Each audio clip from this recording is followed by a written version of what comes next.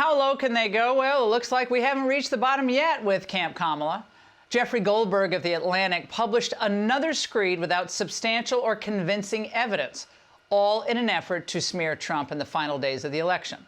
Now, he's the Trump-hating leftist responsible for pushing that widely debunked suckers and losers lie. But this time, Goldberg is claiming that Trump used vulgar language to describe a vet murdered at Fort Hood.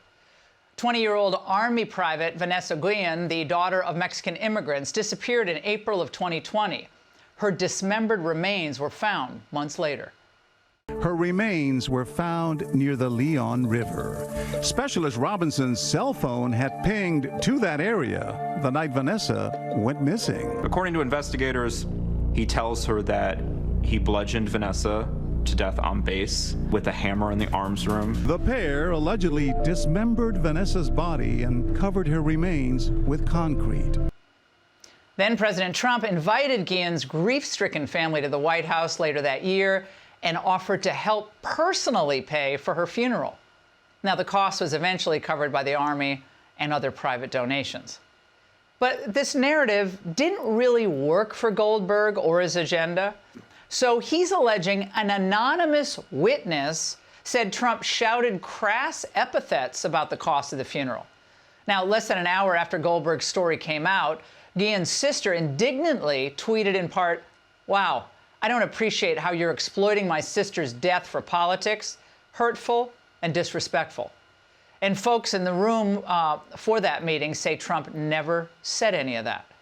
Now, even after those strong denials, the CBS Evening News led its broadcast with it. A new report that Trump, while president, used the F word to describe a murdered Mexican-American soldier. And today, the author of the hit job has enjoyed numerous media appearances on, of course, the Trump-hating networks, in which he furthered his disgusting smear. The story exhibits his racism because he used an expletive to describe this soldier who was a Mexican-American daughter of Mexican immigrants. It goes to the things that trigger him, among other things, bills and Mexicans. Another venal Hail Mary in this case. So all of us should ask ourselves, how is it possible that this anonymous witness, so shocked by what he heard, is just completely forgotten about, then conveniently remembered 2 weeks before an election? Joining me now is Vanessa Guillén's sister, Mayra Guillén, and her attorney, Natalie Kawam. Now, Mayra, thank you for being here tonight to tell your side of the story. When you read this piece by Mr. Goldberg, what was your reaction? Hi, Laura. Thank you so much for having us. And initially, the first time around, I came with my own eyes to see the comments that that reporter was vile enough to put in that paper. It was just hurtful in all kinds of ways. It brought back so many bad memories that we had given up already after 4 long years, and it was just a slap in the face to my family, myself mainly, being the main spokesperson for them and for my sister who unfortunately passed away. It was just a lie from the very beginning, and it was very upsetting. Well, you lost your sister. I know how close you were. I mean, America watching this tonight is weeping years later for you, having to go through this again. And your lawyer's sitting next to you, Natalie. You say that the Atlantic first reached out to you in January, your client in January about this story. What was the intent here, you think? Well, Laura, he first reached out to me and he said he was interested in doing a 4-year anniversary of Vanessa's murder, a story into that. And I texted Mayra and I said, hey, can you take it from here? You want to speak to him about Vanessa's case? You know, they're going to discuss more issues about the case, things he found. And she spoke to him in January.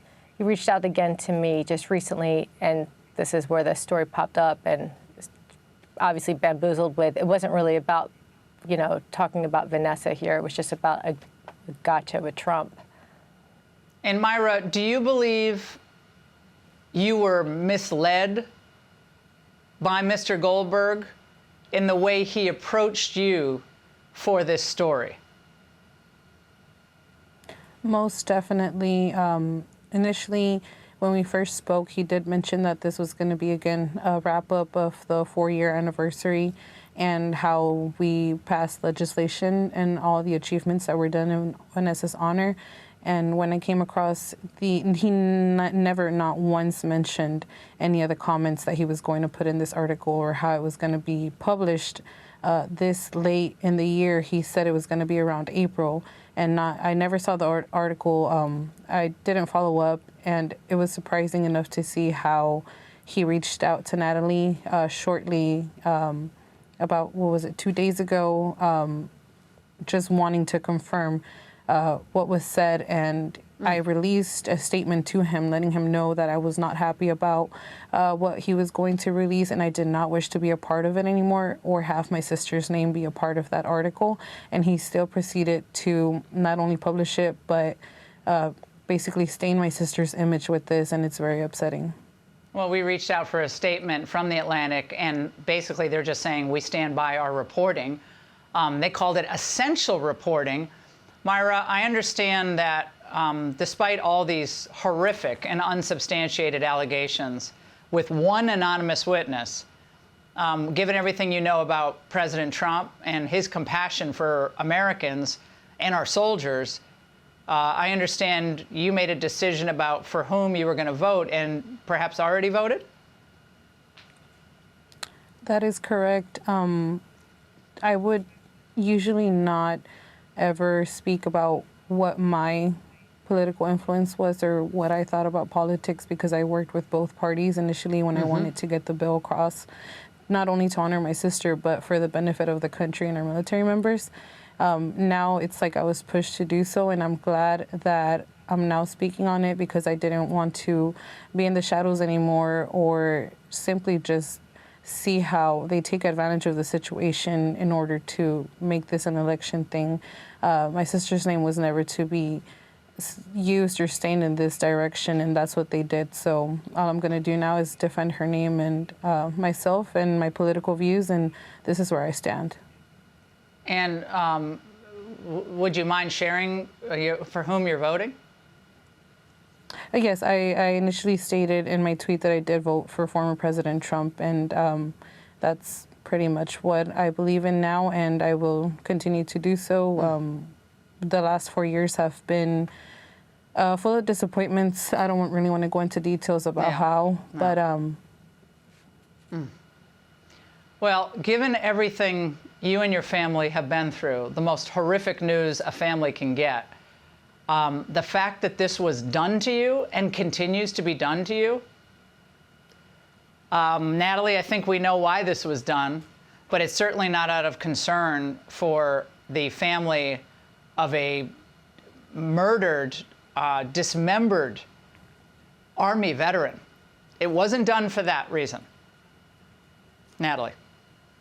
That's correct. Laura, one of the things is, too, just laying down the groundwork here, when President Trump invited us to the Oval Office, he was gracious with his family. He didn't have to do that. There was many people out there, missing from Fort Hood that died at Fort Hood, but he opened his doors up to this Mexican-American family. And he was gracious to them, and he gave them a lot of time. And when President Biden came into office, he did not invite this family. I'm not going to go into details, but we didn't have the same courtesy, the same respect, the same support that we saw with President Trump in the White House. And I know, and everyone knows, that President Trump is very supportive of our military. So this piece, I can't even call it a story, this piece, leave it there, was full of lies. I myself spoke to him, and I told him certain things.